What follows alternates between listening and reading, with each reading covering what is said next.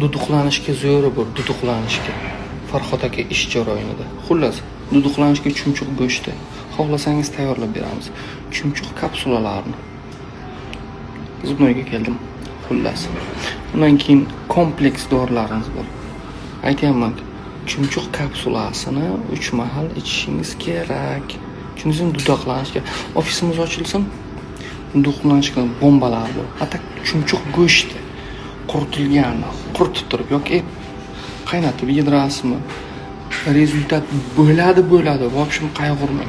Undan keyin yana bitta narsa. Mumiyo bor-ku, mumiyoni bir qism, masalan, bir osh qoshiq asalga yarim choy qoshiq mumiyoni suyug'ini aralashtirib olasizda, bolangiz tiliga har kun tilini chiqarib turib, rosa aralashtirasiz. Chunki ana qilasiz, surtasiz, tilni tag atrofiga tilni chiqartirib qo'yadi. So'lagi oqsin, so'lagi. Duduqlanishga zo'r. Alohida dorilar bor. Siz hozircha shuni qilib turing.